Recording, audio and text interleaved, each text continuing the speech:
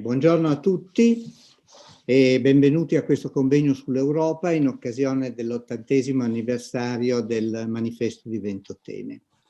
La lingua ufficiale della conferenza è l'inglese, per cui passo all'inglese. The official conference language is English, so I switch to English. Dear all, on behalf of the Fondazione Luigi Einaudi and the Jean Monnet Chair at the University of Torino, I am delighted to welcome you to this conference. Is a European economy in the spirit of the Ventotene Manifesto still possible? Organized in occasion of the 80th anniversary of the Ventotene Manifesto per un'Europa libera e unita, for a free and united Europe, written in 1941 by Piero Spinelli and Ernesto Rossi in the island of Ventotene, where they were exiled under the fascism, and then published by Eugenio Colorni in 1844. The manifesto, as we know, inspired the foundation of the European Union in the post-war years. For many decades, European integration helped create an increasing level of prosperity and welfare for European citizens. But in the last decades, the European economy has performed badly. European economies are suffering the evils of stagnation, unemployment, inequality, and economic insecurity, together with their political consequences, populism, nationalism, intolerance, all phenomena which undermine the values that inspire the foundations of the European Union. The construction of Europe has reached, we can say, a turning point. To reverse the negative trends, Europe must address many crucial issues, not least those of its economic organization and the rules of governance. In this context, the Ventotene Manifesto remains, we think, a document of great relevance, perhaps a bit paradoxically, even more important today than when it was first written. Can Europe's founding tenets still inspire change? This conference has the aim to discuss this issue and the state of the current crisis and its long-term effects.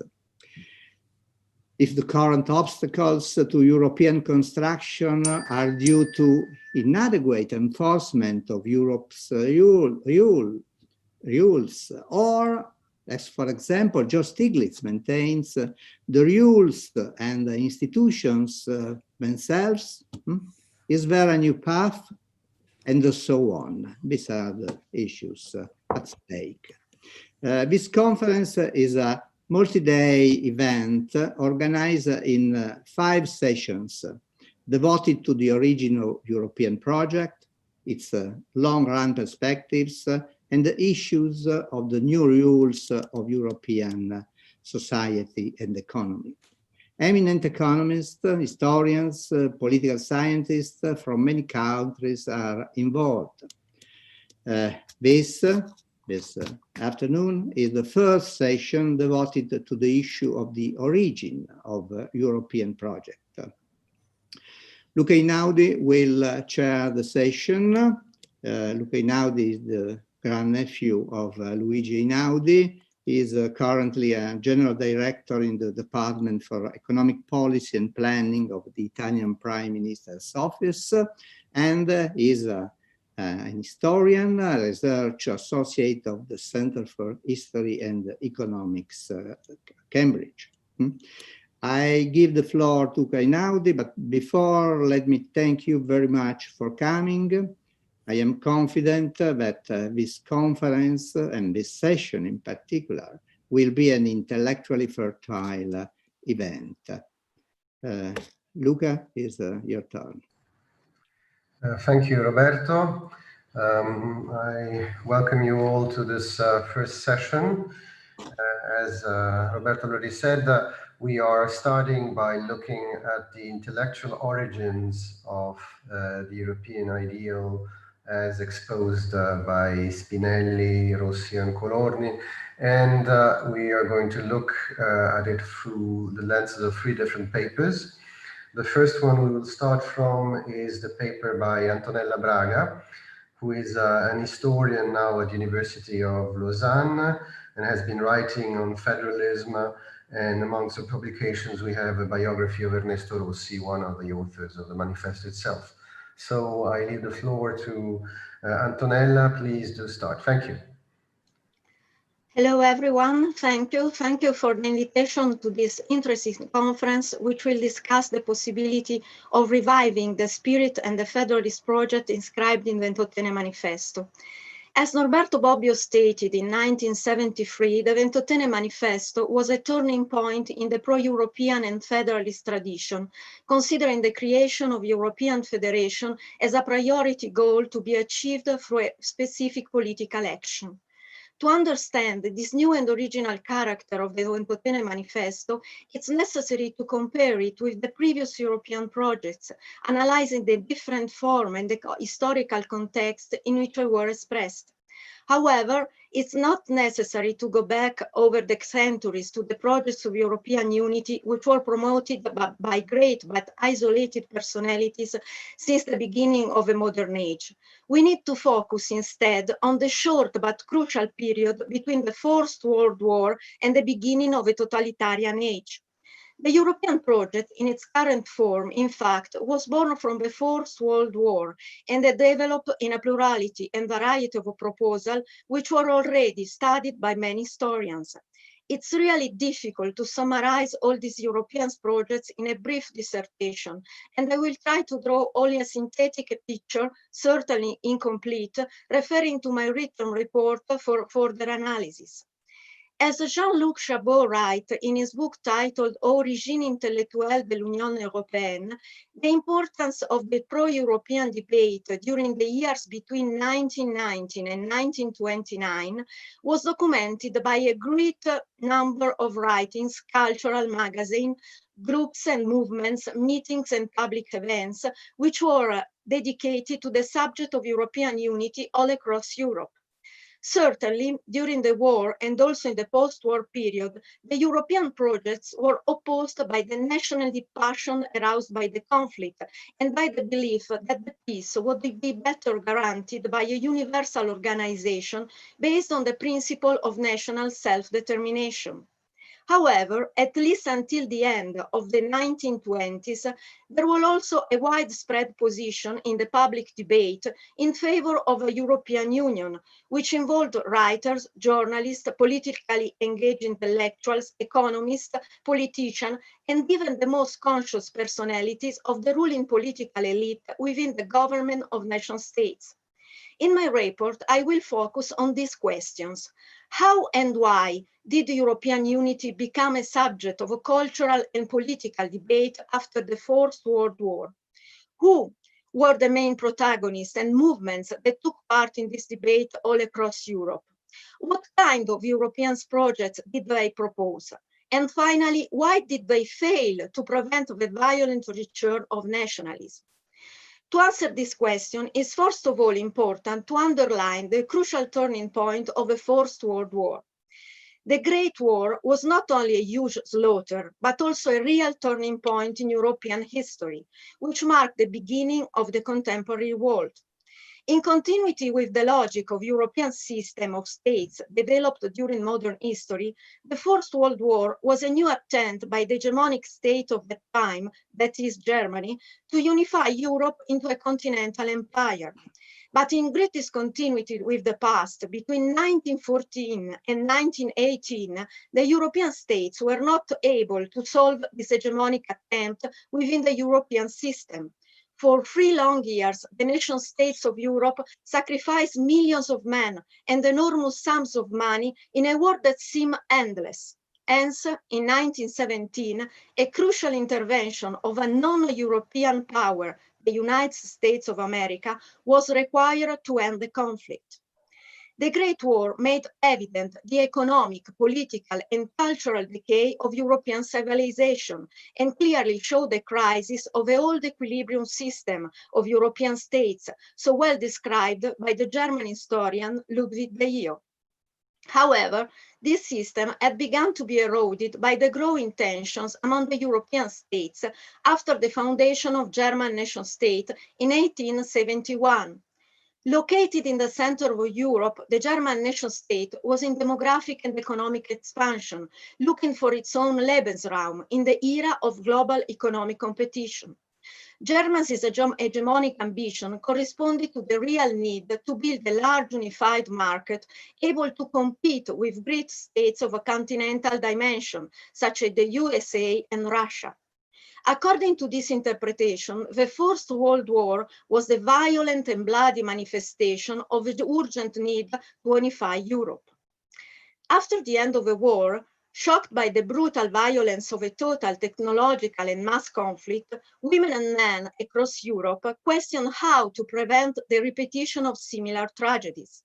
Unfortunately, just as the European governments were unable to avoid war in 1914, the European people were also unable to build a post-war international order, providing a peaceful answer to the need of European unity. The war, defined by Pope Benedict XV as a useless slaughter, was followed by an uncertain peace, which did not solve the problems posed by the conflict. Many errors were made during the peace conference due to the tragic combination of a national selfishness of the victorious states and the naive idealism of a Wilsonian approach. The German question was obviously at the core of the discussion, but there was not a clear perception of the crisis of European system that German unification had made so evident. The French spirit of revenge imposed the humiliation of Germany, attributing to the German state all the blame and the responsibility of the war. The harsh condition of peace imposed on Germany produced the birth of nationalist and xenophobic movements, which were the roots of Hitler's rise. In this context, the democratic internationalism expressed in the 14 points of January 1918 by the USA President Woodrow Wilson appeared weak and unable to overcome national contrast. Wilson, inspired by Mazzini's theory, believed that it was possible to eradicate war among the European states and at the same time overcome German militarism and prevent the risk of a Bolshevik contagion from Russia, creating a new international order founded on free trade system, multilateralism, and national self-determination.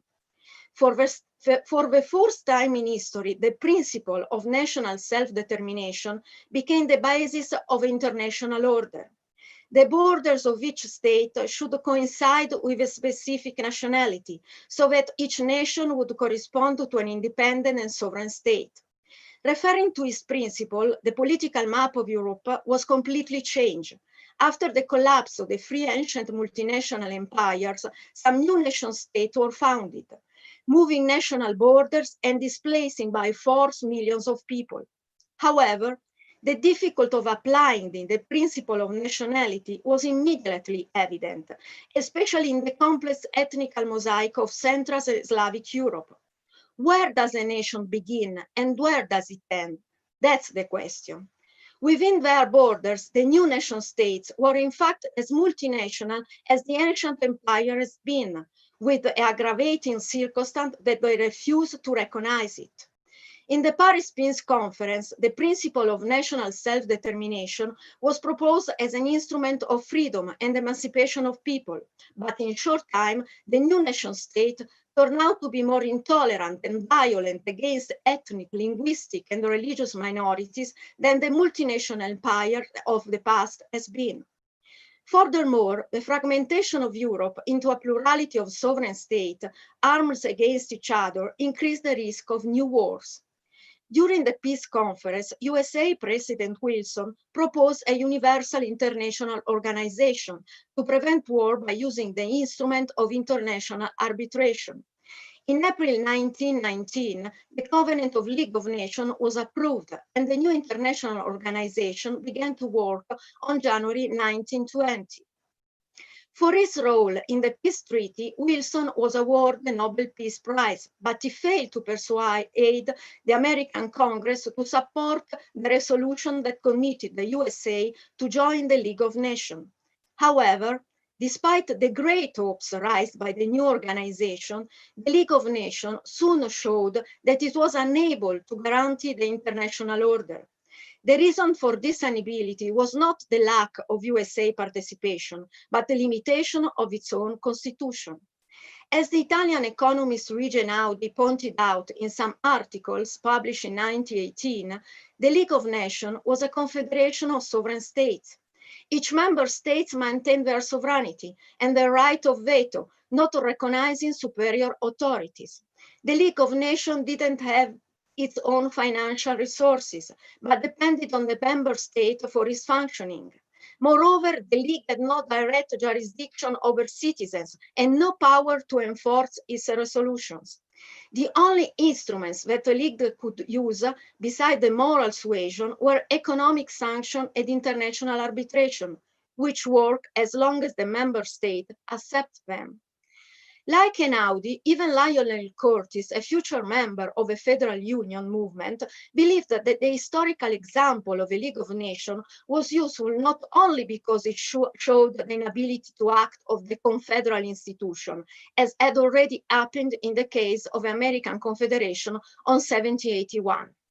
The only possible alternative was to follow the American example and create a solid federal supranational institution referring to the USA Federal Constitution of 1789. During the 1920s, many projects to reform the League of Nations were discussed, but they were all unsuccessful. In the following years, the League of Nations was not able to stop the growth of military arsenals, nor to prevent local conflict, nor finally to prevent the outbreak of a new global war. When the weakness of the League of Nations became clear, many proposals were put forward for a closer European integration, both at economic and in political level. In some cases, this proposal concerned the creation of a single currency or a custom union. In other cases, they were related to the further achievement of a single market and a political union. Many economists and businessmen underlined the gap between the European economic interdependence produced by the industrial and technological revolution and the existence of so many sovereign nation states. They believed that only a continental union would make possible the economic reconstruction in order to compete with the USA and the British Empire. In Italy, Giovanni Agnelli, the founder of the car factory Fiat and economist Attilio Chiaviati, wrote a book titled European Federation or League of Nations, published in 1918. To avoid social instability and to restart the European economic system, they believed that it was necessary to expand the market at European level and to build a European federation with a central government and with full powers in foreign policy, defense, taxation, and custom policies. Other competencies had to be left on the nation state, which would exercise them according to their respective traditions. Furthermore, only a European federation could guarantee peace among European countries and reduce military spending, eliminate the influence of military groups, and make liberal democratic institutions more solid. As the British economist Lionel Robbins pointed out, the international anarchy due to the competition between different sovereign states was in fact the cause not only of the wars, but of the crisis of a liberal democratic institution. In the age of a forced globalization, the European states were not able to guarantee an autonomous economic development and the security of their citizens. In order to enlarge their economic area and to prevent external attacks and internal insurrection, the nation-state increased their military forces, their control over citizens, and protectionist policies in the economic field. Most of them became authoritarian. The first case was Hungary with the Ortiz regime in 1920. We proceed the rise of fascism in Italy and of Nazism in Germany, perhaps an interesting and worrying historical precedent even for today. The project of creating a European Union for peace and the consolidation of liberal democratic institutions was supported not only by liberal economists, but also by Catholic and evangelical groups, pacifist movements, and women's associations.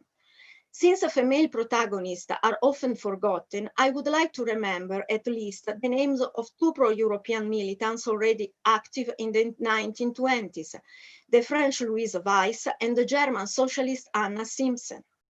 Within the various political parties, from conservative to liberals, from Democrats to socialists and radicals, the project of European unity has been discussed but not included in their official programs, which were still oriented according to a national perspective.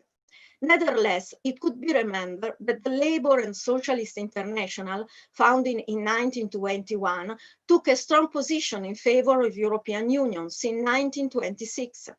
Continuing the tradition of international pacifism, the radical and social democratic parties played in fact a leading role in spreading the idea of a united Europe during the 1920s. On the other hand, many revolutionary socialists and communists opposed the European project, thinking that forced a social revolution was necessary. However, from 1923 and 1926, the slogan of the United States of Europe, launched by Trotsky since 1914, was officially adopted by Comintern. But when the Stalinists also prevailed within the Comintern, this slogan was completely rejected and remained the counter-proposal of Trotsky's movement against the national degeneration of socialism and the Stalinist idea of building socialism in one country. In addition to the debate with different political parties, during the 1920s, new groups and movements were founded to spread the idea of European integration. The best known among them is the Pan-European movement founded by the Austrian Richard Kudnove-Kalergi in 1923. With a conservative view of Europe, Kudnove-Kalergi imagined a continental union without the communist Russia and imperial Great Britain, which had to be built gradually, creating a parliamentary assembly and a customs union. The European Union has to guarantee both continental unity and national sovereignty.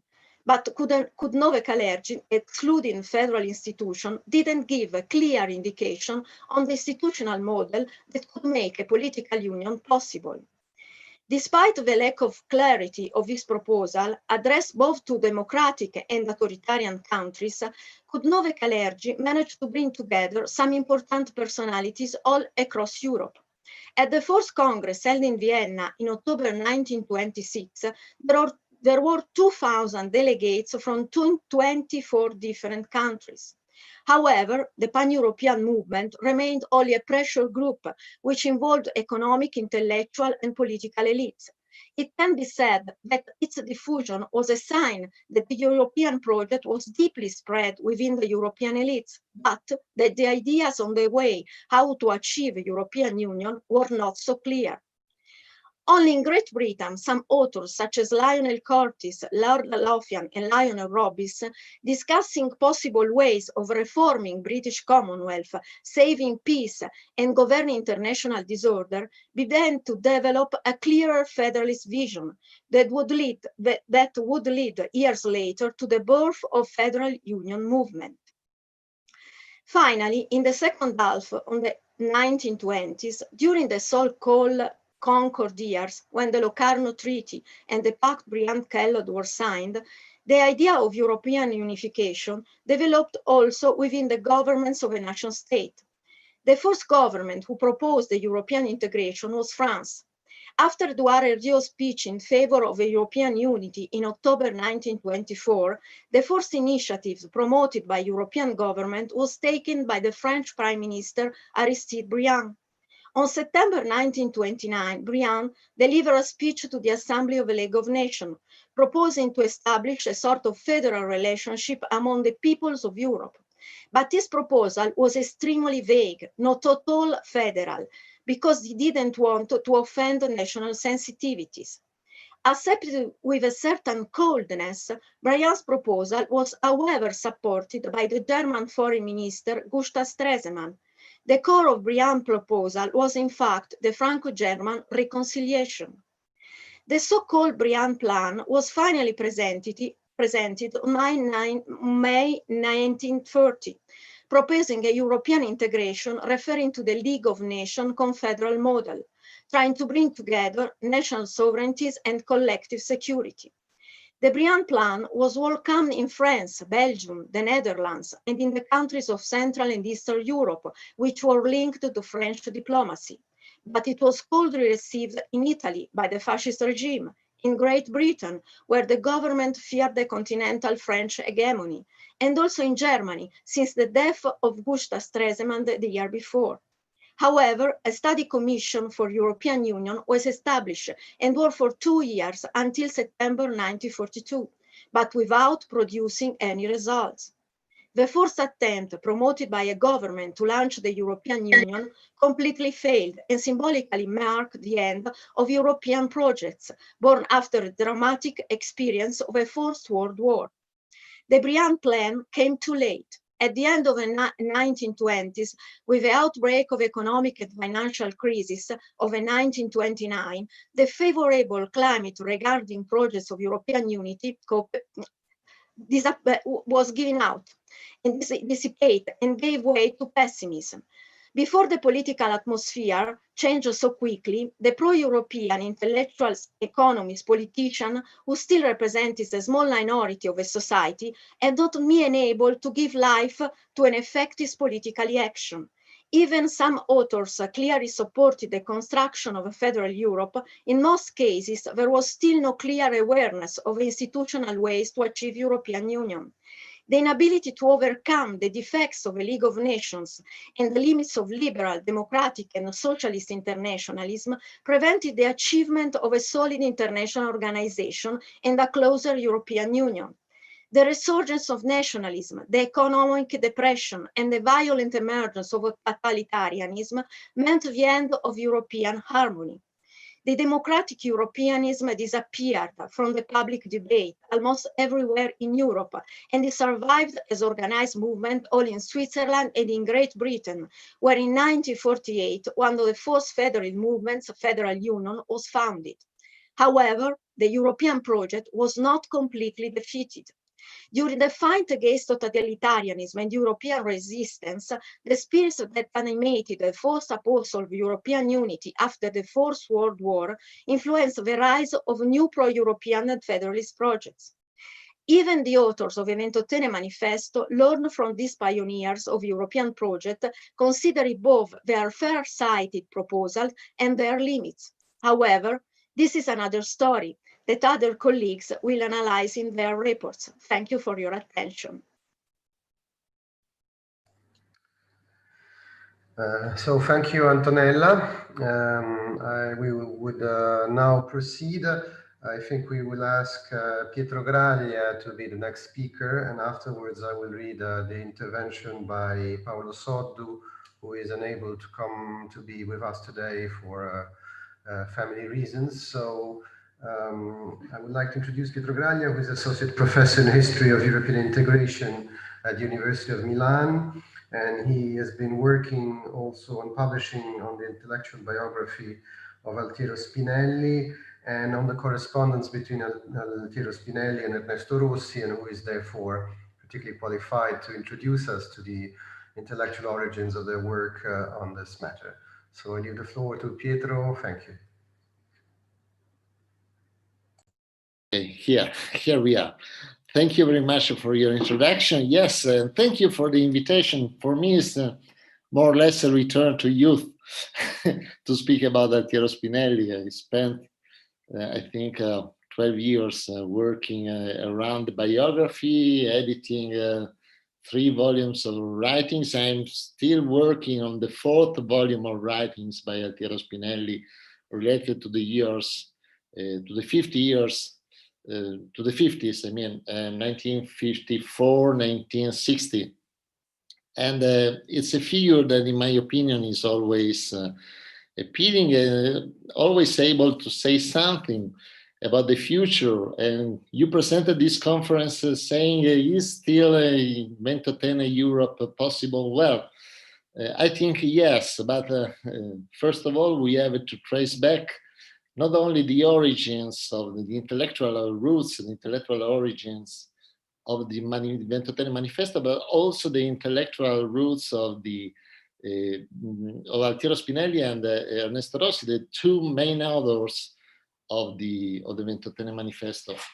Well, this question, the problem of intellectual and cultural roots of the Ventotene Manifesto, in my opinion, is a little more complicated than it appears. We have had a militant school of historiography about the origins of the Federalist movement that some way define some parameter, interpretations, and so on about the work made by the Federalists in Ventotene. I feel that sometimes something disappeared in this proposing some points of a study about the origins of the Ventotene Manifesto in a federalist in a federalist perspective, in a militant perspective. I will approach in this communication, in this paper, the question in a different way, analyzing not only the militant following years of Spinelli, but just the reality of the period when the manifesto was written in Ventotene. In fact, so we have a vulgate about the origins of the manifesto, which considers the transmission to Rossi and Spinelli of some articles written by Luigi Einaudi in 1918 as the origin, the main origin of the federalist intuition that was put later on the manifesto. And on the other hand, we have also the transmission by Einaudi to the federalists in Ventotene of some federal tracts, some booklets, some little books produced by the Federal Union Group just mentioned by Antonella during the 30s as the two main sources of the work that produced the Ventotene Manifesto. Well, in my opinion, there is something more, not only Einaudi and not only the federal tracts. There are also perception, intention, ideas that both Spinelli and Rossi get from their personal formation. In my opinion, for instance, it is very important for Spinelli a tradition of thinking based upon, for instance, some philosopher, German philosopher like Hegel and mainly Nietzsche. And on the other side, considering Rossi, I'm a little afraid to speak about Rossi in presence of Antonella. I don't want to overcome a figure that she studied so well and so much. And also in the case of Rossi, there are elements that can be considered relevant, but not so evident when we speak about the manifesto. Well, going back to the manifesto, when the militant historians of the European Federalist movement presented the origins of the manifesto, they spoke about these federal tracts of the Federalist school of the 30s. Well, I think the main authors are only two, Lionel Robbins and Lord Lothian, no other authors. Sometimes they spoke about other people, like, for instance, I have to trace back the names, Lord Beveridge, and they just mentioned a person by Antonella and other. I mean, other authors that are not known by Spinelli and Rossi in Ventotene, mainly Robbins and Lord Lothian. No Ronald Gordon Mackay, no Kenneth Ware, no Barbara Wooton, no Ivor Jennings, no James Smith, just Lionel Robbins and Lord Lothian. In particular, Robbins was fundamental, I think. All the other authors were read by Spinelli and Rossi at the League of Nations Library in Geneva, but only in 1944, between 1943 and 1944. For the moment, in Ventotene, they get in touch only with the Robbins and mainly with Lord Lothian. In particular, Lionel Robbins has been very interesting because Lionel Robbins was translated by Piero Spinelli and Ernesto Rossi. It's difficult today to trace back who started studying Lionel Robbins, maybe Rossi, but the translation was made in common. It's a shared translation.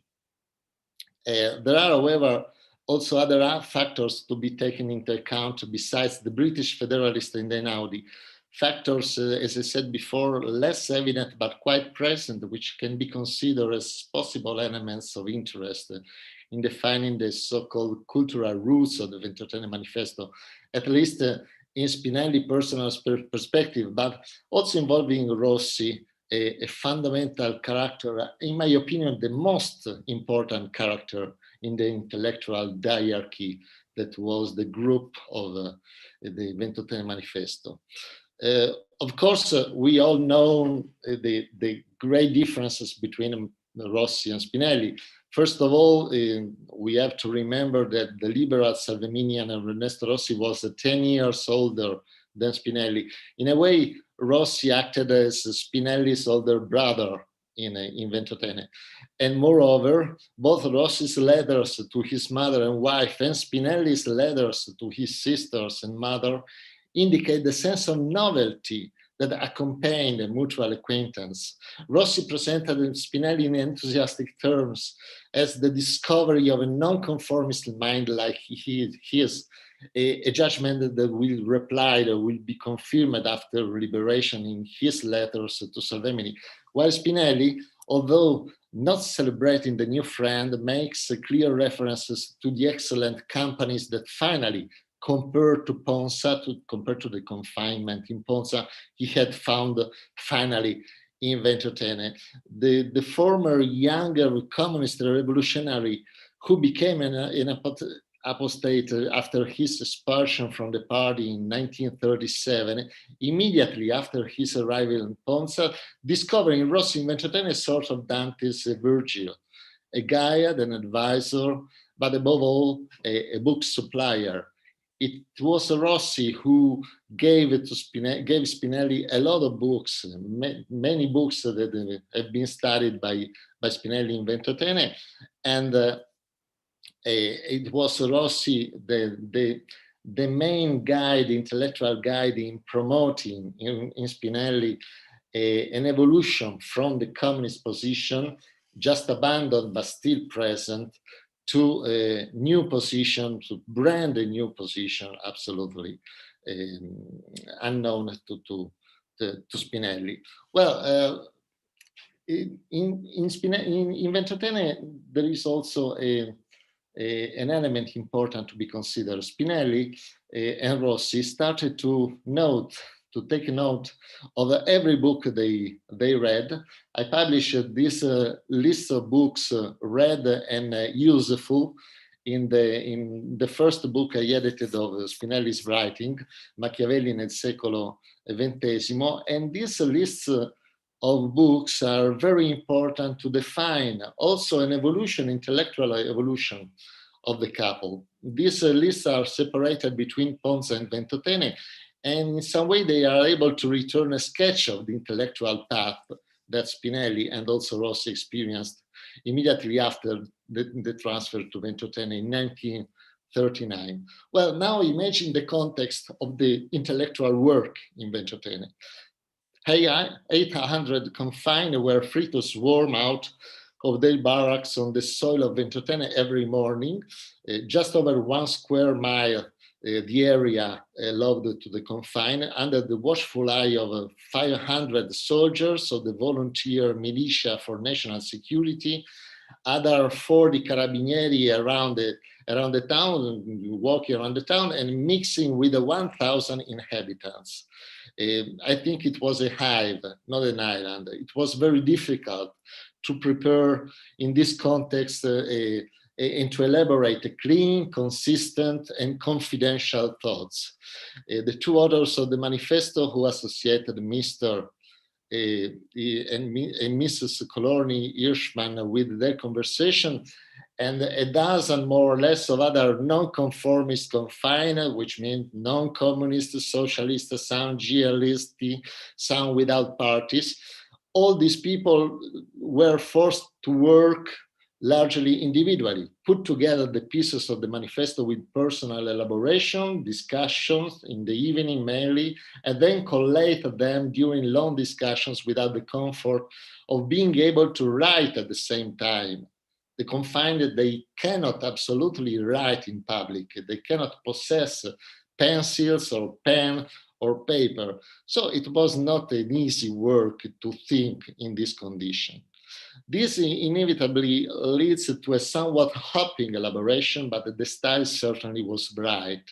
This is where in this case, it's very important to consider also the literary roots of the manifesto. These roots became fundamental, represented not only by the personal beliefs of the authors, but in their discussion, but also by the philosophical, historical, and economic works that they read during the confinement. Of course, we already said something about Einaudi. Spinelli and Rossi get this little book published with the pseudonym Junius, Lettere Politiche, published by Laterza in 1920, in January 1940. Spinelli wrote a little note beside the title of the book. There are some interesting letters on the absurdity of the concept of League of Nations. That is. The second book in the list, following Einaudi, is a book by Lionel Robbins. In that case, there are 3 pages of comments and 3 pages of reflections upon these books. Other elements, other authors of the Federalist school, the so-called Federalist British school, appear only later. For the moment, just Lionel Robbins and Einaudi, but other authors maybe have been important in this context. Spinelli maybe wrote down a record only the important readings, not the pamphlet or booklets. However, of that group, there are far more than 2 or 3 booklets by the economist Lionel Robbins. And for instance, there are, this is the timing. Lionel Robbins, The Great Depression, a work of 1934, was read on January 1940. An essay on the nature and significance of economic science, published in 1932, was read on January 1940. Economic Planning and International Order was read in October 1940. And The Economic Causes of War, that was later translated, published in 1940, was read in January 1942. So at least 3 works by Lionel Robbins have been one of the possible sources of reflections put inside the Ventotene Manifesto. Other authors can be considered important in this context of economic reflections for the Ventotene Federalist. For instance, the text by Rodolfo Morandi, Gaetan Piero, Philip Wicksteed, Cecil Pigou, Piero Sraffa, and De Viti De Marco. All these authors are present in the same period related to the production, to the reflections about the Ventotene Manifesto. To cut it short, these are representatives of both the Italian anti-protectionist school and the other school which later came into conflict with Keynes in the interpretation of social welfare problems in macroeconomic terms, in particular Pigou. However, apart from the economists, there are also other authors of the works of a political nature who allow an interesting reading of Spinelli's intellectual training process and give rise to some consideration which may be useful for understanding the foundation of his political action. First of all, of course, Hegel. Hegel had been studied by Spinelli during the prison years. Spinelli was in prison in 1927 and remained in jail until 1937. During the Ventotene years, the special preference previously given to Hegel and also to Kant is based on a search for clarity and intellectual rigor, which, not by chance, leads him to devote himself to the others who were most involved in the study of the problem of power in the human community. We have to remember, for instance, that at a certain moment Spinelli started to try to write down some essay about the problem of human power, the problem of the power inside the closed communities, and about authority and discipline. While Rossi was interested in studying, for instance, the problem of poverty, writing Abolire la miseria, Spinelli launched himself, after the draft of the Ventotene Manifesto, into politics reflections that materialized in the short Saggio di storia della politica, ovvero Machiavelli nel secolo XX, in some scattered appunti su politica, potere e disciplina, and in some unfinished notes entitled Definizione dei concetti di libertà e autorità. And in this sense, also Hegel can be considered in this key of reading. It should not be forgotten that Spinelli came from the youthful and religious experience of communism of the 30s, and that while he rejected Marxism in its implications, philosophically and then economic, he always maintained a strong, convinced sense of the role of professional revolutionary elites in political action, and the marked consideration of Nietzschean overpowering as the aid of every change. And here we arrive also to speak about Nietzsche. It's my soft point to speak about Nietzsche and Spinelli, because I felt that the interest of Spinelli towards Nietzsche, absolutely not shared with Rossi. Rossi was not interested in Nietzsche, is very clear. Spinelli also had an interest about Gaetano Mosca, for instance, the theorist of the elites par excellence, by Wilfredo Pareto and Friedrich Meinecke. The first two provided Rossi and Spinelli with the methodological tools to deal with the problems of the political direction of society, a problem which had changed in its fundamental data after the breaking of this on the scene of the history of the masses framing totalitarian regimes. Meinecke sometimes cited as one of the sources of federalist thinking, was in fact one of Spinelli's most important authors in the Ventotene period. It was from reading his works that Spinelli and Rossi made suggestions for a non-reacting and conservative rereading of the will of the sovereign states to power, the Machtstaatsgedanke, the theory of the power state, which until then had justified in the thought of the German theorist the inevitability of the armed clash between nation states. For the European federalist, was interpreted as in a diametrically opposed direction. Spinelli and Rossi maintained the undeniable fact of the trend towards expansionism of the sovereign nation state. However, they pointed out that this situation should not be passively suffered, but should be receding by eliminating the very cause of the condition of permanent conflict. It has the absolute sovereignty of the European states. The curious thing that emerges from Spinelli reading notes with regards to the theorist of the reason of state is that only Meinecke appears in it, and not other authors who address the problems and who have sometimes been remembered as instigators of the European Federalists. For instance, no trace about Leopold Ranke or Heinrich von Treitschke, no trace about other authors quite far from the Machtstaatsgedanke, by like Alexander Hamilton, Max Weber, John Robert Seeley. In fact, these authors were unknown in Ventotene. And this false perception, in my opinion, about the sources, the cultural sources of Spinelli and Rossi in Ventotene has lasted for some time. I remember to have read during my first years of activity around the figure of Spinelli, some others saying, oh, without doubt, Hamilton is one of the fundamental source of the thinking inside the manifesto, the Ventotene Manifesto. Absolutely not. Hamilton has been read later by the two authors. Maybe they knew something about Hamilton, but it's not sure. I mean, we have to base our knowledge upon what we can prove in some way, and what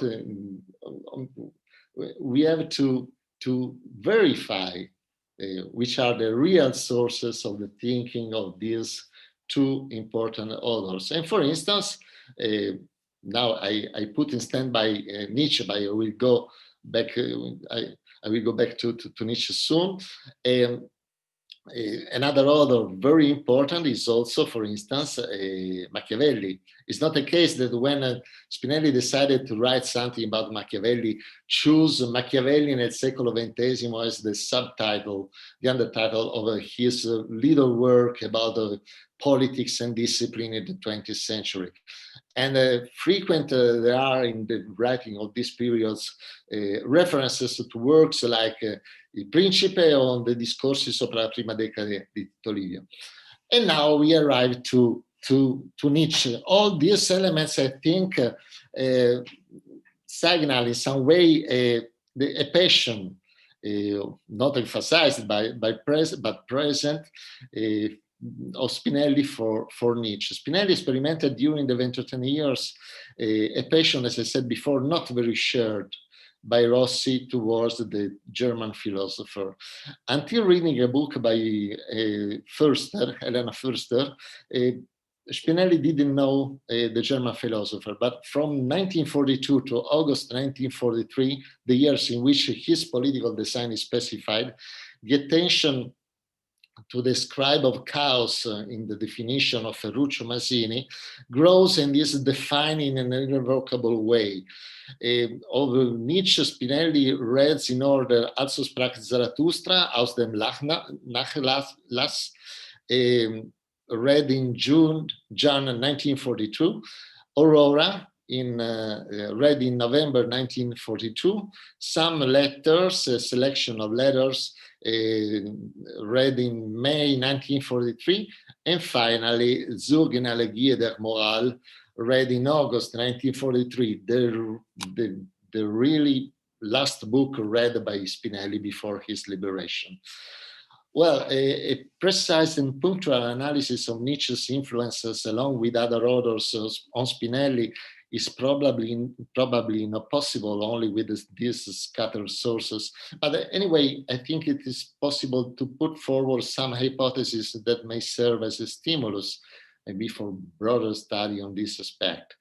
First, I think it should be pointed out that Spinelli's construction, as outlined through his essay on the history of politics and the definition of the concept of freedom and authority, which accompanies and follows the drafting of the Ventotene Manifesto, is a construction fundamentally skeptical of the founding values of the democratic and liberal system of the 30s, and also skeptical towards the idea of the palingenetic value of the proletarian revolution.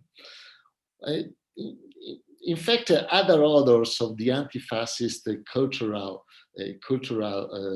scenario thought the same. Think about Carlo Rosselli. With the overbearing rise and consolidation of the Nazi-fascist regimes before their eyes, the attention of others like Spinelli, like Rosselli, like Salvemini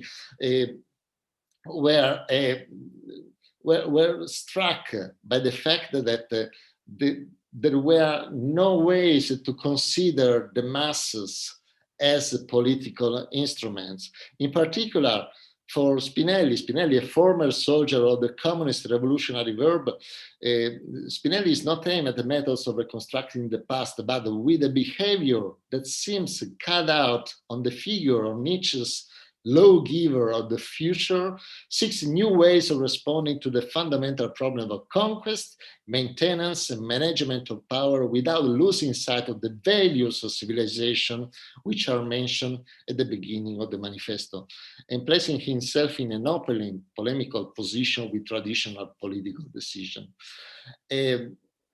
I read on the paper by Mario Telò about his awareness of the critics to the manifesto about a low level of democracy inside this work, but it is quite natural, and I think Mario Telò will agree with me. It was quite natural, given the date of the preparation of the Ventotene Manifesto, that it was possible to be skeptical about the maintaining of democratic instruments in a preparatory phase towards the creation of a new order. And after all, the manifesto witnesses this perception, this feeling, but also in other documents like the Federalist letters from confinement, a group of letters that the Federalists, Spinelli and Rossi, grouped, thinking about a further publication, collating in some way all the discussion around the manifesto, the Ventotene Manifesto, in the confinement arena with other people from Socialist Party, anarchists, GListi, and so on. In these letters, we can see that this feeling, it is impossible to go back to our values immediately, but we have to reflect upon the problem of power, the problem of the control of the society, the problem of convincing people in doing something. This factor was present. On the other hand, the fundamental message of the Federalists, that of changing the very foundations of political action by taking over the size of the nation state, ran up against a strong resistance on both the right and left of the national political spectrum, and was a threat to the interest of power, both of the Soviet Union and of the Western allies. They were very skeptical, these two powers, about the perspective of a united Europe.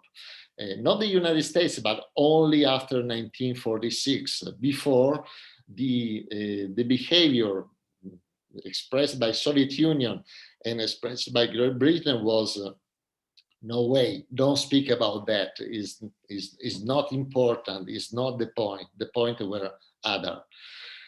European federalism, I think, encountering such resistance, therefore failed in its work of infiltration and direction towards the traditional political parties. It was, in fact, unprepared to reconstruct on different bases the values and political behaviors swept away by Nazi fascism, and also failed in proposing international reconstruction projects to recover the European governments after the war. These governments, of course, we all know well that they favored the functionalist economic option instead, and not the federalist way. However, distrust of the democratic regimes of the 30s is not the only distinctive feature of Spinelli's and Rossi's thinking.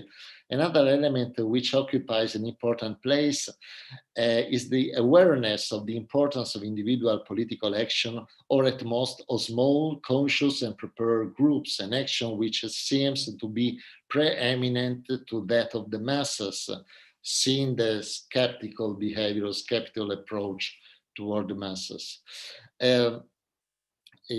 Here too, I think one can see the influence of Nietzsche's individualism, but more properly, I think it is the Leninist conception of revolutionary political action that emerges from the waters of oblivion in which Spinelli thought he had drowned it. He himself, Spinelli, reconstructing for Rossi his personality in an autobiographical note for Rossi after the courses made to him by various people, this was the title, of October 1942, had confided to his friend that he had joined the Communist Party to be part of the clergy and not of the mass of worshippers, and never seriously believed in the myth of class struggle as the engine of the revolution, and cited in this sense a long study of his of 1934-1935, written in jail, in which he showed how the Bolsheviks had won because they had not made the class struggle. It was quite amazing to hear this by the pen of a young communist. This means that Spinelli remained, even in the course of his political activity, a steppenwolf rather than a mass drag, a cold analyst of historical, economic, international situation, but always reluctant to fall into the mass dimension of the political struggle, with a little exception. In 1978, writing PC che fare, Italian Communist Party, what to do, Spinelli decided to give some credit to the mass dimension of the political struggle, but not before. I don't think to remember a precise moment in which Spinelli thought about the spontaneous value of the mass action. This, while it was an inevitable consequence of the coherent and strict political construction, on the other hand, implied not small consequences. European federalism was born at a time when, in order to repeat an expression by Simon Wiesenthal, God was on a holiday. Not only the God of the Jews, of course, but every God to whom a man could turn. The resulting disorientation, moral, philosophical, and political, led to the need to meditate clearly and rigorously on the tragedy of the sudden collapse of European civilization. Spinelli and Rossi and the Manifesto Ventotene brought to this his passionate attitude. Spinelli as a communist fighter, Rossi as a radical Democrat. The Ventotene Manifesto in some way brings together these two perspectives and in a sense represent a partial synthesis of them. Partial because the length of the document, although significant, does not constitute a system, but it highlights at least two interesting aspects: the persistence of a movement perspective, which in fact is the case after just a year, and the criticism of the usual political categories in relation to bourgeois proletariat dichotomy in the context of the class struggle. Perhaps the part that was most criticized by contemporary commentators was this transvaluation of the proletariat as a force, not necessarily progressive, but also conservative. The ease of also indicating the working class as a supporter of the system of interest linked to the existence of the sovereign state and interested in maintaining those interests. The accusation that trade union and worker sectionalism are playing into the nationalist bourgeoisie and that they are themselves, at the end of the day, interested in maintaining the system built by the class enemy. This was in fact astonishing for leftist eyes, and this explains why, for instance, one person like Emilio Lusso, after having read the manifesto, noted, moving on to Genoa, Lino Marchisio had told me about this manifesto at length, and in Rome I had read some typewritten sheets that placed the European Federation as a premise of a wider world process, a guarantee of peace. The document, which was highly anti-authoritarian and anti-totalitarian despite a socialist aspiration, seemed to me to be decidedly conservative. The Federation of European States was supported as a precondition for a gradual socialization process. It was putting the cart before the horse. And this was Emilio Lusso. However, there were other eyes and other opinions about the importance of the manifesto. For instance, Guglielmo Mussolini, future president of the European Union of Federalists after World War II and companion of the first political adventures with Spinelli and Rossi, 3 years after the drafting of the manifesto, recognizes Spinelli's intellectual depth. Even when I read and had your Ventotene writings read, I noticed, in addition to the strength and correctness of certain approaches and the continuity of certain arguments, their capacity to induce the reader to a certain order and clarity in setting out his objections.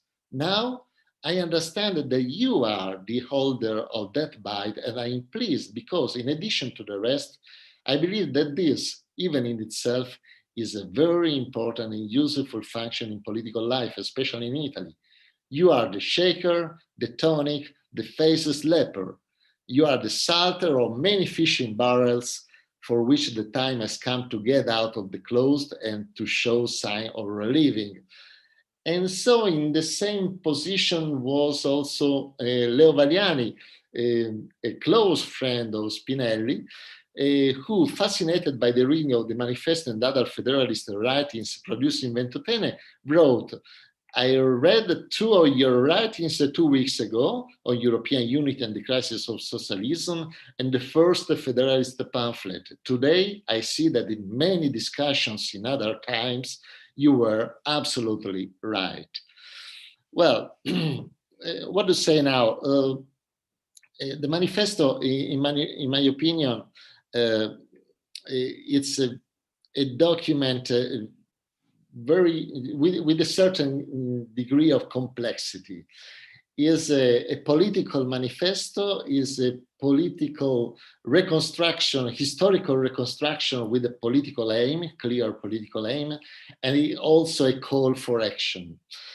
All this changed during the following years. Speaking oftenly with other colleagues from other countries, I always say that the Ventotene Manifesto was, after 2 years from his redaction, no more a battle plan, but a battle flag.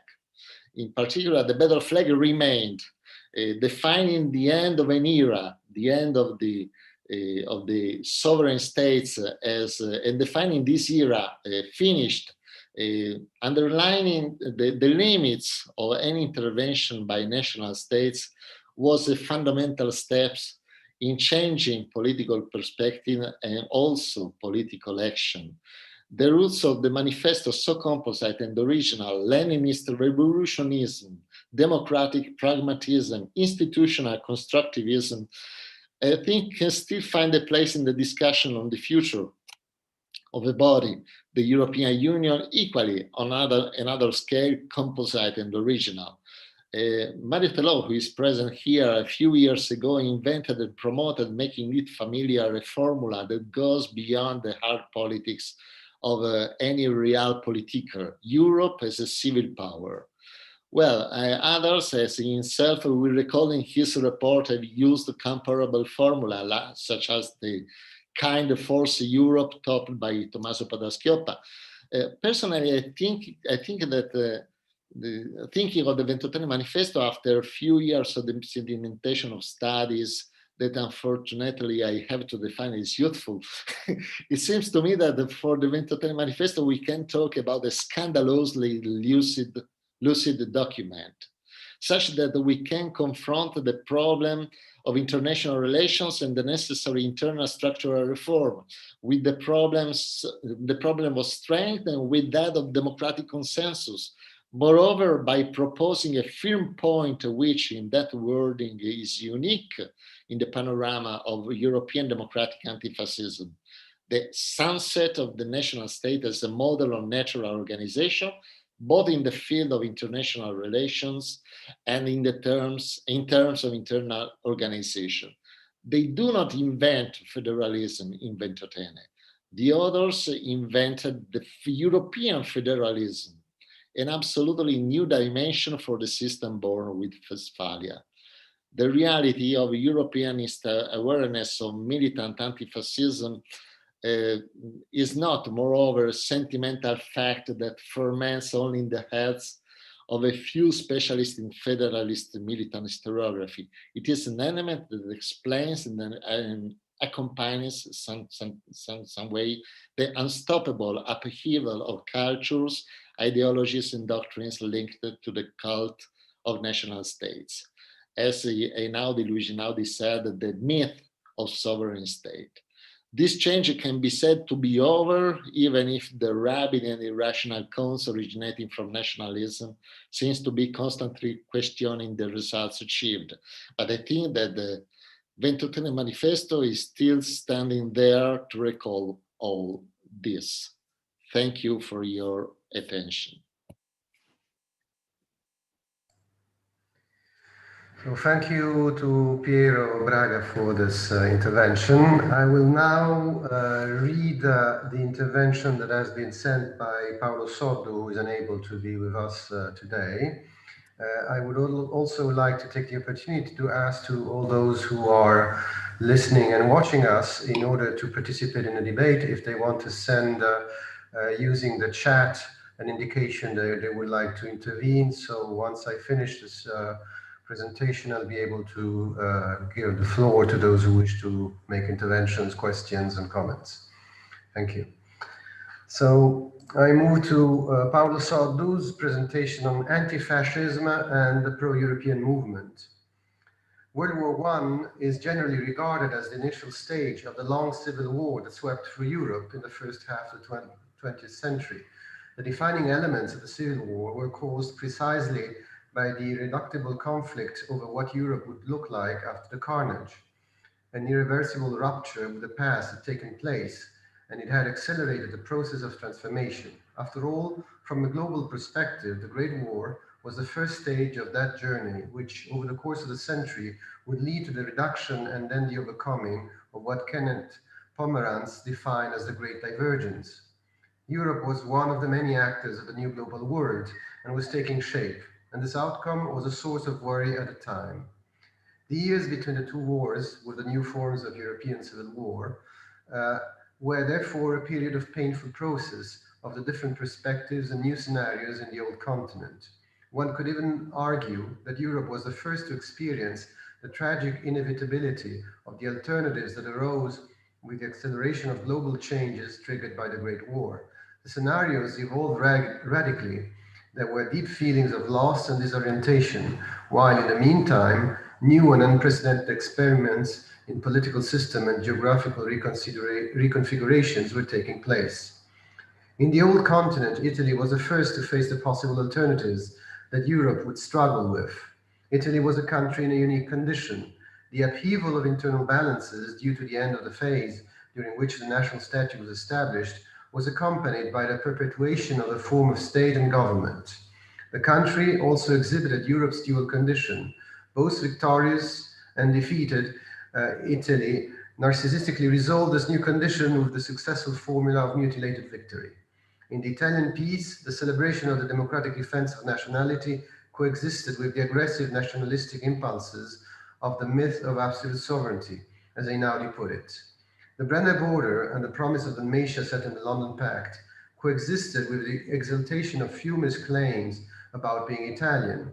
Reflections on the characteristics of post-war Europe and the poisonous nationalistic tale of the mutilated victory arose in Italy as well as in the rest of the continent. These sentiments were one of the challenges that Europe had to face and risk being broken apart by, suspended between old impulses and new demands. They illustrated the initial shaping of a continent that could either use plurality as the basis of a new and innovative order, or let it be a driver of renewed nationalism based on the rise of mass politics. The result was a destructive aggression that eventually led to the death of what had survived the decisive blow of the Great War amid countless painful torments. The rethinking of Europe in terms of overcoming nationalism was developed by liberal and democratic cultures. It began with Woodrow Wilson's considerations in 1919 on the United States as the hope of the world. Since then, hypotheses of a peaceful and fruitful cohabitation of the European countries that had been torn apart during the Great War began to emerge. These initial reflections also developed in connection with the fact that in Italy, precisely because of the cohabitation of victory and defeat that I mentioned before, the totalitarian nationalist perspective was formalized for the first time, and in the successive steps, as a solution to the European crisis. The mutilated victory, i.e. the open wound caused by the gap between Italy's reality and aspirations, was therefore only a local manifestation of a more general European feeling. And the one as well as the other, in their nationalistic nature, would inevitably bring to another devastating conflict in order to be resolved. After the First World War, in Italy, the aspiration to lead society into a liberal democratic cohabitation was successfully opposed. The experiments of radical transformation were frightening, but only localized jolts. Instead, an entirely new and unprecedented political experience materialized, which made nationalism the input for the insertion of the demos into the nation. It was an unprecedented form of governance of national societies and of their projection onto the European and global stage.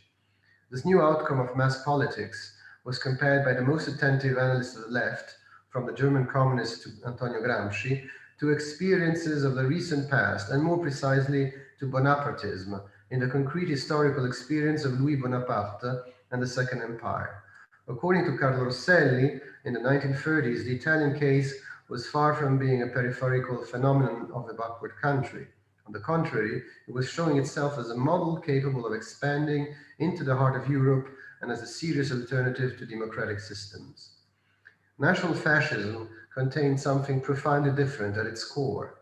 It outlined the stabilization of transformations that had already taken place and did not prospect a new season of prosperity, an expansion of new productive forces, what Hobsbawm called the triumph of the bourgeoisie. It was therefore the opposite of the latter. In fact, as Carlo Rosselli wrote on the eve of the Ethiopian War, quotation, Mussolinian crisis and Mussolinian misery have become synonymous, end of quotation. As yet, as mentioned above, the first political elaboration based on a need to cut the Gordian knot of absolute sovereignty came from the liberal and democratic cultures who were in favor of the First World War. Giovanni Agnelli and Attilio Cabbiati reflected on the political and institutional frameworks that could contain the accelerated process of globalization that came with the rise of industrial society. Quote, beginning of quote. The structure of a cosmopolitan society was being built regardless of the foundations, end of quote, they wrote. They identified those foundations in the proposal for a European federation. Francesco Saverio-Nitti, author of the most audacious political experiment to transform liberalism into a conflictual pluralist democracy in post-war Italy, carried out a worried reflection on the consequences of peace, similar to that of John Maynard Keynes. Luigi Einaudi revealed the difficulty for political cultures to grapple with the consequences of the Great War and the transformations it had provoked. Perhaps this is also why his considerations remained a seed that didn't really flourish in the nationalistic totalitarian context that Italy was the first to propose. Totalitarianism expanded into the heart of Europe and dragged the continent into a new paradigm. It seemed the most effective solution to the challenges of the time, a wider and reshaped Europe after the end of the Central Empires and the geopolitical changes coexisted with the persistence of national claims and with an initial sharing of the European rearrangements proposed by the national fascists. In Letters of Junius, Einaudi drew attention to for the first time to the need to overcome the myth of the sovereign state. This awareness of the development of global processes coexisted, however, with the practices that derived from that reality. This was shown by his support to the claim of Fiume, even though it was based on the affirmation of the principle of nationality. After World War II, his vision changed significantly. He reiterated all the arguments that he had used between 1918 and 1919 to oppose the League of Nations as a possible solution to the intangibility of the absolute state sovereignty. On these foundations, the ambitious empire of the Second Reich had tried to impose European unity by force, but, he added, a new aspect. In 1943, he argued that his objective had also been above all pursued by the Third Reich. Beginning of quotation. Hitler wanted to unify Europe by subjugating it. It was that monstrous attempt to assault world power that had failed. The unification of Europe in democratic and shared forms, even if they were not aware of it, was one of the Anglo-Saxons' war aims. Italy, after its totalitarian experience and a catastrophe that followed, could only regain credibility if it closed its accounts with nationalism. As Einaudi wrote, beginning of new quotation, the only way forward for Italy is to return to the traditions of our Risorgimento as vindicators and defenders of a unified Europe.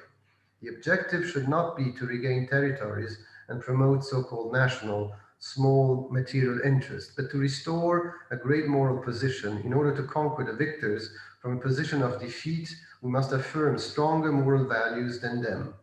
End of quotation. In the midst of the vacuum in which the country found itself, two opposing ways of dealing with the post-reality war reality had emerged. The country was frustrated in its search for security.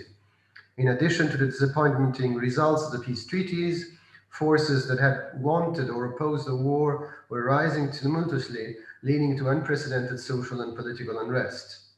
The first path Italy could take was seeking self-confidence, pursuing goals of self-sufficiency, and launching a silent counter-offensive against Versailles. The second path, on the contrary, acknowledged the glowing global interrelationships between the different parts of the world, and at the same time, the need to bring to a definitive end the structures of power and mentalities of the old regime. For Einaudi, on a European level, the latter were exemplified by the sense of danger that had accompanied the Hohenzollern dynasty. In fact, the dynasty was bearer of the idea that the chosen people have the right to live freely, have its colonialist place in the sun without depending on the will of any other people, and without reaching agreements and transactions with them. The fall of the Hohenzollern dynasty would have been sufficient to bring about a stable peace and to take the next step of acknowledging the growing interrelationships. This could have been the starting point for a new geopolitical confirmation of Europe, and new methods and institutions to organize the growing interdependence generated by the structural transformations that had made the need for new forms of integration more pressing in the economy, politics, and society. As Einaudi wrote, beginning of quotation, only free nations will be able to bind themselves mutually in order to guarantee to themselves, as part of a superior state, body, security, against the attempt of hegemony. In the present international anarchy, the strongest state is invincibly drawn by the deathly dogma of absolute sovereignty. End of quotation. The expectations and certainties of 1918 and early 1919, however, clashed with the liveliness of neo-nationalism. In the Italian case, not only was the monarchy fully involved with it, the House of Savoy, like the Hohenzollerns, fell prey to the sense of danger and emptiness that the collapse of the monarchies of continental Europe had generated and exacerbated, as Carlo Morandi wrote in 1945. However, the various liberal circles were also affected. Even those who had regarded the fracture between yesterday's world and the present caused by the war as a need for an institutional arrangement of growing transnational and global interdependence, initially mistook the apparent heterogeneity of the fascist movement and nationalism as an effective way to restore liberalism. In a sense, it was seen as a very useful tool to solve the social and political dilemmas of the new times. At the time, some thought that there could be a potential cohabitation between new continental structures based on institutional realities that went beyond the absolute sovereignty of the states, and the new totalitarian nationalism, which made of absolute sovereignty its unquestionable dogma. This way, it was believed that it would be possible to rebuild the foundations that the war itself had irreparably shattered. So, Einaudi's thinking in the following years appeared to be completely detached from the reality that, starting from Italy, seemed not only to predominate, but even to give meaning to the post-war world. The cultures after the Great War more openly immersed themselves in the fully democratic dimension that opened up, not without lacerating contrasts, emerged. As already observed on several occasions, in order to fight the rise of fascism, which aimed at exalting the total in support of nationalist objectives, anti-fascists opposed the richness of the plural and the inevitable supranational consequences that derived from it. For fascists, the national fascist flare-up was a solution to the questions that the war had opened up. For anti-fascists, global confirmation, in the sense that very different judgment on the potential of the League of Nations was paradigmatic, was closely intertwined with the ways, procedures, and practices of the internal organization of national societies. In Giovanni Amendola's newspaper, Il Mondo, a very young Ugo La Malfa, an anti-fascist militant in the Unione Goliardica per la Libertà, also discussed this issue. A few months before the exceptional laws of 1926, he was convinced of the European scope of the Italian fascist experience. It gave new culture, new motivation, and new goals to nationalism. In this sense, fascism was a European fact because it offered Europe a vision and a strategy that not only soothed its wounds, but gave it a renewed perspective.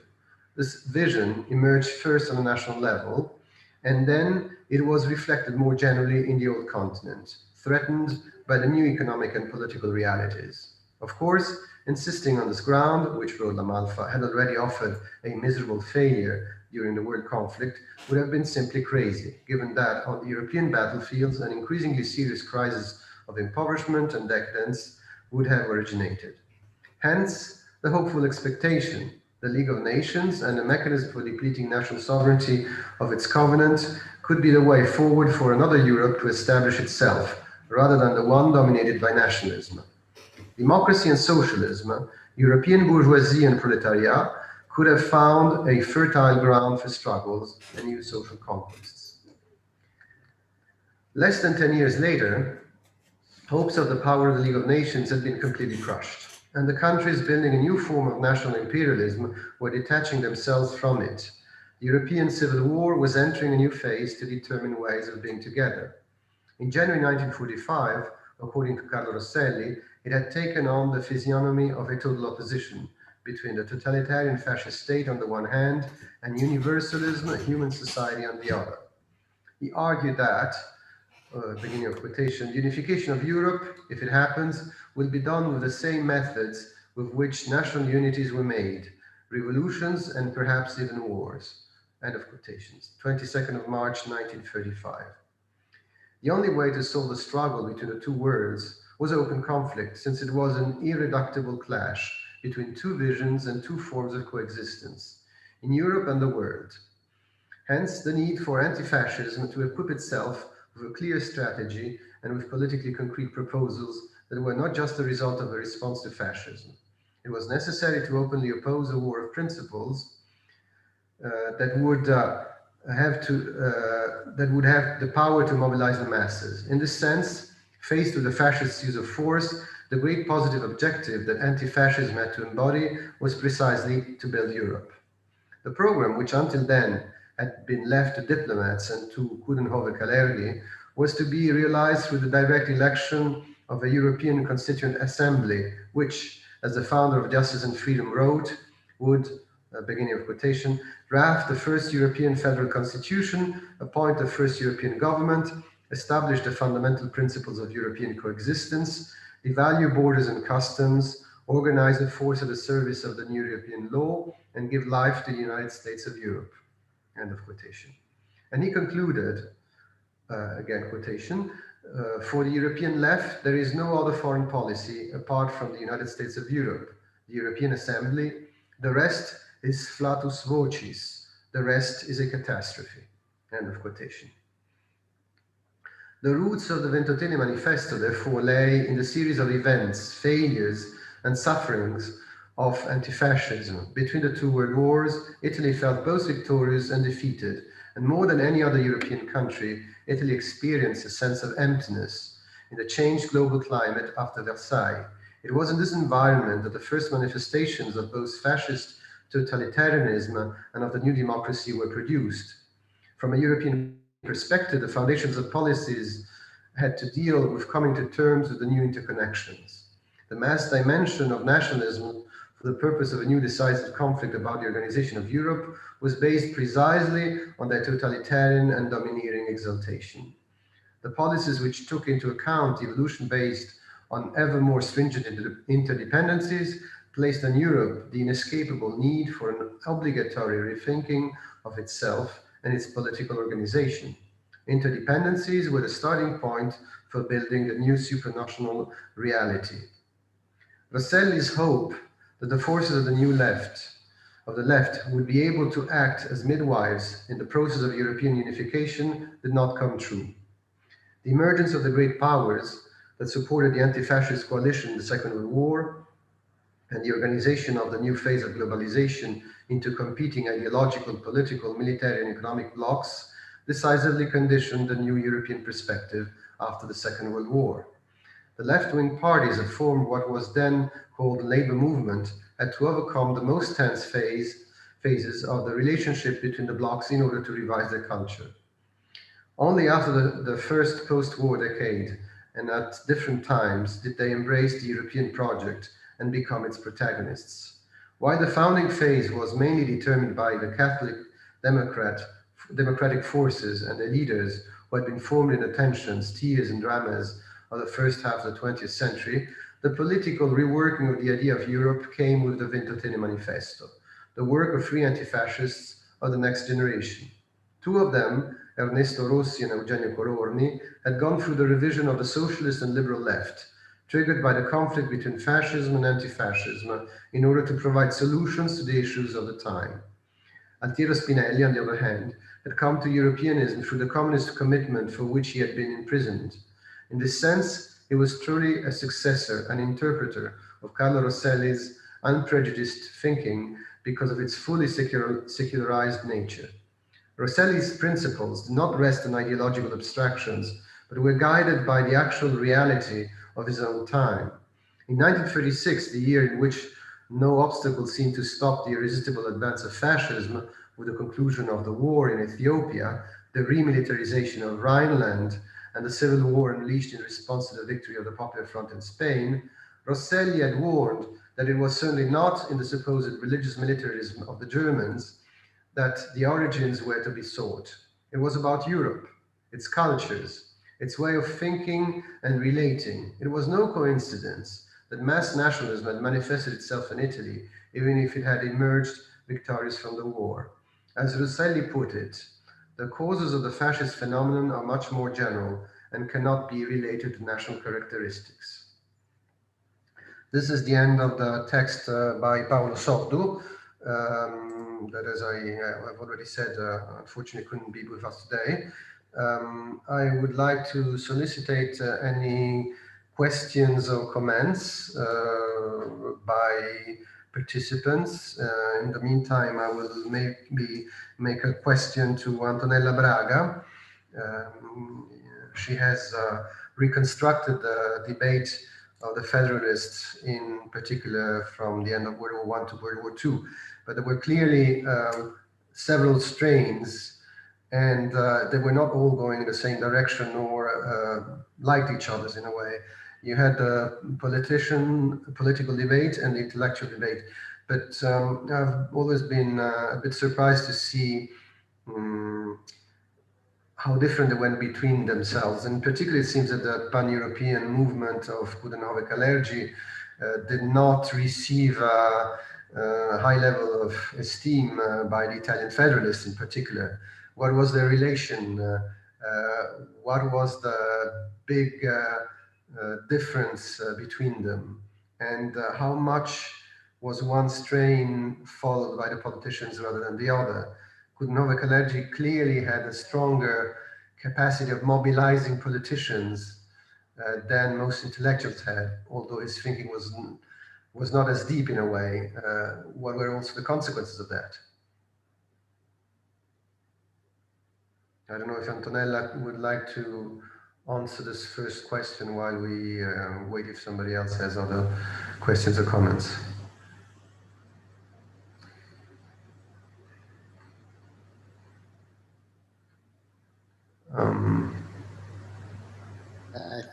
Okay. Sorry. The difference between the pan-European movement and the Federalist movement, instead, this is the questions. Because I think that the pan-European movement imagined a Europe which could unite also the sovereign nationalities and European unity. But Kudnove Kalergi didn't explain how to do it, because there is a confusion between federalist and confederalist institutions. For example, in many speeches and also in the books and the writings of Kudnove Kalergi, there are a very the very ambiguous ambiguity between the federalist terms and the confederalist terms. The federation is a state which competencies which could make unity stable and forever. Instead, the confederation is a very an alliance of sovereign states, which is not able to how could I say that is not able to belong to a very unification, political unification and democratic unification. But the real difference is that a federation is only possible among democratic states. Instead, the Kudnove Kalergi proposal is given both to authoritarian and democratic countries. And this is the problem, because, for example, Kudnove Kalergi tried to gather many personalities, both from conservative and also authoritarian state, and also by democratic state. But in this way, it's very difficult to construct, to build a European integration who could in reality try to maintain the unity with sovereign states. So there is the very difference is between the confederalist model and the federalist model. And Kudnove Kalergi is not clear the difference, for my opinion. It's not, I don't know if you... Thank you. Se posso parlare in italiano faccio molto meglio. Se posso andare, ma non credo. Va benissimo. No, in italiano potrei rispondere molto in modo più approfondito, scusatemi. I now have a question to Piero Graglia, for Piero Graglia. I am somehow struck by the difference in tone that you read in the Manifesto di Ventotene and the list of intellectual influences that you have been quoting. When one reads in a superficial, rapid manner the manifesto, it is really very deeply into late 1930s, early 1940s debate about proletarians, about property, should we abolish property entirely or only partially? And it seems to belong really very much in the debate of the transformation on communist or maximalist socialist ideas of the beginning of the 20th century into what would later become a more reformist form of socialism. At the same time, the reading of Spinelli, his influences seem to be so very different from that philosophical and political tradition.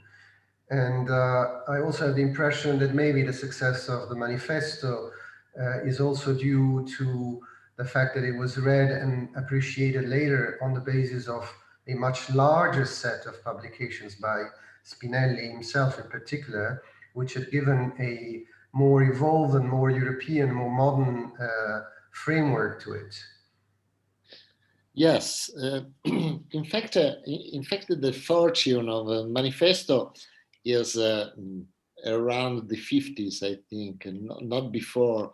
At the moment, the Manifesto was criticized by everyone inside the confinement.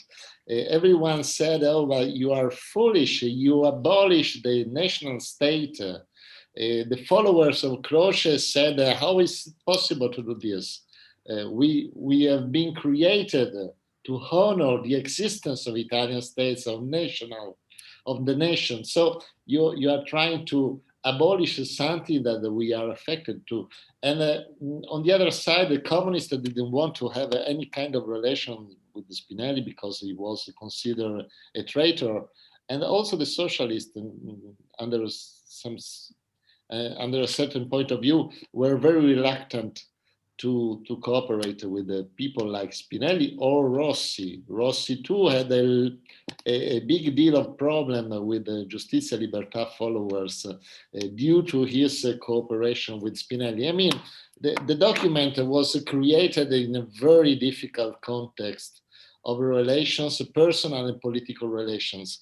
And it has been discovered only, I think, when it was clear that the main point of the manifesto, the end of the importance of the nation state as a coordinator and as in some way organizer of all the activities in the political field, in the economic field, became clear with the beginning of the European integration. But nevertheless, also then, the federalists have been considered utopists. They've been considered vain some way, in no way useful for the process of European integration. Also, if Jean Monnet declared that the main aim of the first community, the European Steel and Coal Community, was to prepare a possible future European federation. We have not to forget that when was created the European communities, the European Economic Community, Spinelli said that this is absolutely a fake. It's absolutely a fake. It's not useful. It's useless. This community is useless. We need a political integration. And this radicalism that is inside all the project of Federalist movement, of the project of the Federalist Manifesto, remain. I think that trying to trace back other influences, not the canonical influences, Lord Lothian, Robbins, and Einaudi, and so on, at the base of the manifesto elaboration, can be useful to understand also the aims of the authors. For Spinelli, it was to discover something completely new, a brand new word for him. And also for Rossi, it was a way to set a difference with his comrades inside the Giustizia e Libertà. Rossi was very upset because of the current feeling existing inside the Giustizia e Libertà, the Croce, the affection for Croce, for idealism, Croce idealism, and for other elements that he rejected inside Giustizia e Libertà. So to prepare the manifesto was a way for Rossi to organize a future Italian state. We have not to forget the important reforms provided inside the manifesto. And for Spinelli was to abandon a personal heritage, political heritage, that was the communist one. So, I mean, in some way, it's a sort of a rebirth for both of them. And the result is particularly lucky because, in my opinion, it's a happy synthesis of both personal intentions and personal aims, and also, as you mentioned, the ability to enter into a debate defining that something changed forever, and no more could be, nothing could be anymore the same after the end of the war. This is, I think this is the most important value of the Ventotene Manifesto, and some elements inside it are still valid today. When they say, for instance, the line of division between progressive behavior and conservative behavior is to stay on the side of a European integration, European unity. This is still valid, in my opinion, also today. But returning also to the relative influence of Luigi Einaudi and Lyle and Robbins on Spinelli and Rossi, I remember reading some time ago in the published correspondence between Ernesto Rossi and Luigi Einaudi, that Luigi Einaudi, in response to requests, had sent either a list or actually packages with books to them during the preparation of the debate. And knowing how Luigi Einaudi was very much an Anglophile and an economist, I would imagine that Lionel Robbins would have been possibly one of the names quoted or the books sent. Do you have any evidence about that? Yes, Lionel Robbins was quite present. I think 5 books of Lionel Robbins, the complete production of Lionel Robbins during the 30s, have been read before the draft of the manifesto. And I think this was the preparation of the manifesto on the economic side, on the economical side. When they speak about economics, it's clear the influence of von Mises and of Lionel Robbins. Less by Wicksteed, less by Pigou, but clearly a strong influence by Lionel Robbins and von Mises. Later, they will get some information, I mean, Rossi and Spinelli get some information from De Hio, Ludwig De Hio, Hamilton, and other authors. But for the moment, they get the source, the main sources of their knowledge in Ventotene were their past formation, intellectual formation, in particular for Rossi, and the writings by Lionel Robbins. Lionel Robbins is fundamental for all the manifesto, is the key author for the manifesto. Okay, thank you. Now, this is the last chance for anyone who would wish to intervene. I haven't seen any messages on the chat announcing intervention. If anybody wants to speak, this is the opportunity.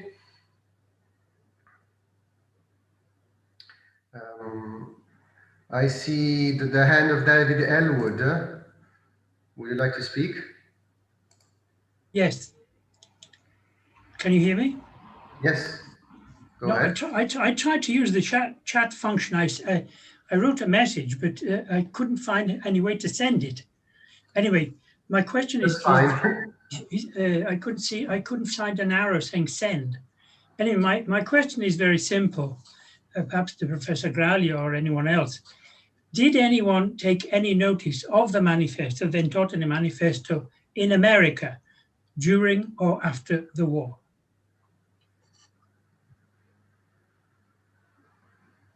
As far as I know, Gaetano Salvemini, during his period at Harvard, presented some elements of the Federalist vision to his students, telling something about the following moment, the following period after the fascism during the war, and the evolutions, telling something about the evolution of the anti-fascism thinking to his students. I don't know nothing anymore about this possible influence.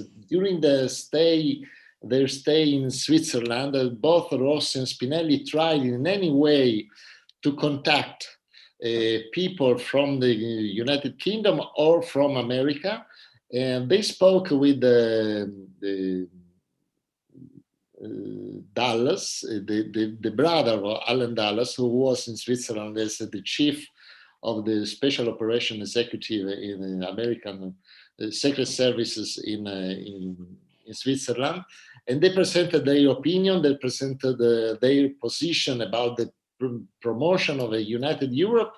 And Dulles said, okay, it's too early. It's not important now to think about a united Europe. Now let's defeat Germany, let's defeat Nazism, and then later maybe we will say something about that.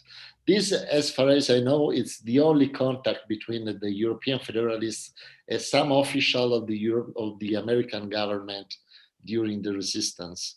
Later, of course, there are different relations, and Spinelli in particular was very active in promoting relations with the people from the Truman administration, and mainly with the people from the Kennedy and Johnson administration. In fact, the creation of the Institute of International Affairs in Rome in 1965 was funded by the Ford Foundation with an active participation of the Department of State. So later there will be a lot of relations between the Federalists and in particular Spinelli and Americans, but not before, I think. Not very much. No, because I've done a lot of work on the Marshall Plan, and of course the Marshall Plan was what the American intervention, which turned federalism into an operational project. But all the years I studied the Marshall Plan and its federal and its own federalist roots, which are very deep, I never came across any reference to the manifesto. The Americans, wherever you look in World War II, in the American governing class, there is a unanimous conviction that some form of federalism is the only possible solution for Europe, and is the only way to neutralize what they believed was Europe's evil genie, nationalism. But you never see in this context. They have no idea of any sort of debates going on in Europe, and there is a tremendous gap. It isn't just about Ventotene. There's no idea that any Europeans have any thoughts about their own future. It's completely self-referential world in America. Yes, absolutely. I agree. I totally agree. Manifesto di Ventotene, on the other hand, Manifesto di Ventotene was not considered vital during the 50s. I mean, no one discussed about the Manifesto di Ventotene Manifesto during the 50s, also inside the European movements. It was there. It was something of the past. It was the heritage, but the tasks in front of the movements were others, yes. Not just the manifesto. The manifesto has been discovered and recovered later during the 80s, not before. Thank you. Thank you. Okay, I see that Mario Telo seems to want to intervene, so I give you the floor. Thank you very much. I had a problem of connection from Brussels to Torino from after the intervention of Graglia, and I would like to interact a little bit if it's possible, even if I think I will be short because it's late. I could get back the connection. Can you hear me now? Yes. I like it very much in the paper of Braga and Graglia, the reconstruction on the one end of the historical context, on the other end, the history of ideas and the impact of different cultural streams on the manifesto. I would like very much to underline what he said about Machiavelli, about Hegel and Kant. Regarding Kant, it would be interesting. In my modest opinion, he is extremely good has a knowledge of the text better than me. But in my feeling, by reading back the manifesto, is that there is a typical logic of the perpetual peace project of Kant. The same logic. That is not a player.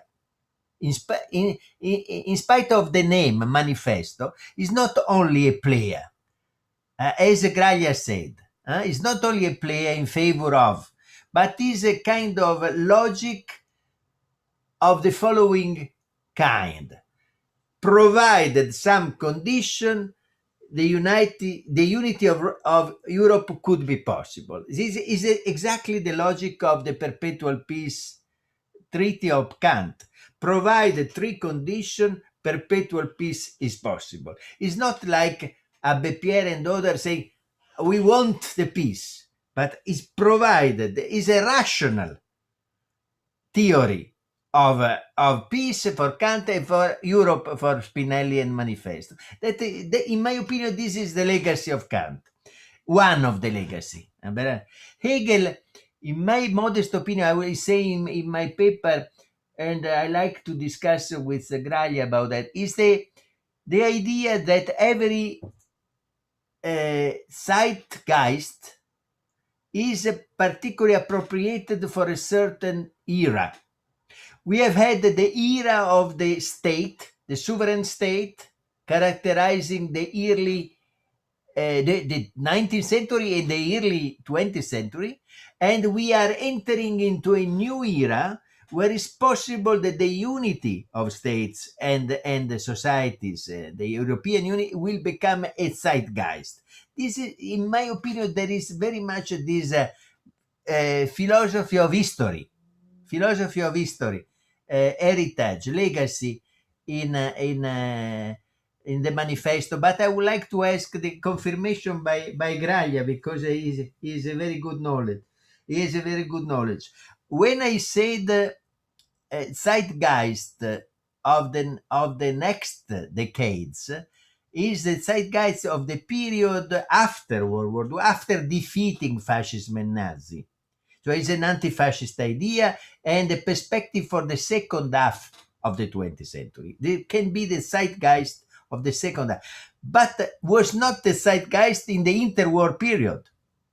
That it makes possible the bridge with the Braga paper. In my opinion, the European unity was not possible without solving the 29 crisis. I emphasize very much the relevance of the challenge of the economic and social crisis is the test for the European Union. The Memorandum of Briand, which was very well presented by Braga, was also killed by the fact that it didn't provide any solution for the socio-economic crisis of 29. I studied very much this period. And the single solution after 29-30 became a national solution. Even right-wing fascism, Stalinism, or the Swedish social democracy is a welfare model, but was a national model. Even the British conservative have a national answer to the crisis, not a European. There was the single European project appropriated for the crisis was started by some German economist in 31-32, the VTB plan, Wojtyński-Bade-Barno, but failed completely because the French and the Belgian didn't answer, didn't cooperate. So this was, in my opinion, the reason of the failure, or one of the reasons of the failure of the Memorandum Briand, the single attempt to construct the European unity in the period. So when I speak about zeitgeist, it's not for the interwar period, but after World War II, as Graglia said. Probably not in the 50s, not yet, but in the second half of the 20th century. Finish. Yes, I totally agree. I have a joke about the commission, the permanent commission that was instituted after the Briand plan, the Briand proposal in 1929. This commission lasted until 1945, until the San Francisco Conference that created the United Nations Organization.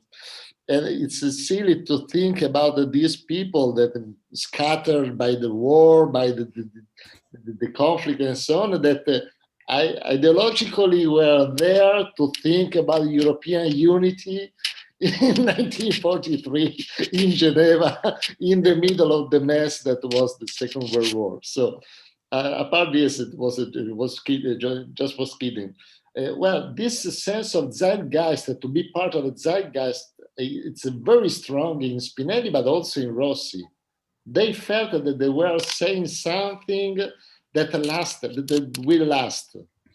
And in the same way, they were not so ambitious to say, we have the solution. They proposed a sort of revolution. They said that during the period in which the melted lava of people's passions will be fluid, we have to force and to create a new order. And they said something about the creation of this new order. There is a part of this internal reforms inside the manifesto. But in the same time, they were also aware that the moment was that, the zeitgeist. The moment was that because in this moment, the European civilization is in danger. We are in front of totalitarianism. We are in front of the behemoth, the Nazi behemoth, the fascist behemoth, and we have to react. This is very strong in that document. Yes, yes, I agree. Is what the American neo-institution is called a critical juncture. A critical juncture. Huh? Yeah. And later, I've seen that Spinelli, not but Rossi, felt a little bit of an embarrassment speaking about the Manifesto di Ventotene, considering it something of so past, so far in the. We have not forgotten that in 1946, both Spinelli and Rossi abandoned the European Federalists and said there are no conditions now. Only the Marshall Plan spurred both of them say, okay, now is the moment, but not acting on the line of Manifesto di Ventotene, acting in new lines that was to cooperate with the American government to find a federator for the United Europe and recovering something of the Manifesto di Ventotene, but without mentioning it. In 1956, Spinelli wrote another manifesto, the Manifesto of the European Federalists. And that, in my opinion, is more valid also today. I'm not saying that the Ventotene Manifesto is not valid today, but the evolution, natural evolution in the Spinelli thinking, writing the manifesto in 1956, is more effective today in evaluating how the idea changed and how there was an evolution also in the thinking of the European Federalists. I agree. Very well. Thank you. Grazie. You're very welcome. Okay, I have at the moment nobody else seems to want to talk. I see if nobody else is manifesting, I would close down the working of the conference for today. I would hand the floor back to Roberto Marchionati if he wants to give us some considerations or information about tomorrow. Thank you, Luca. Simply, thank you very much for attending the meeting. Now it's time, unfortunately, to finish the meeting because the time is at disposal is almost finished. Next session will be tomorrow morning at 10 o'clock. Sorry, 10:30. About the European project, a long-run perspective, and the speakers will be Mario Telò and Luca Einaudi. So see you tomorrow, and thanks again. Thank you to everybody. See you tomorrow.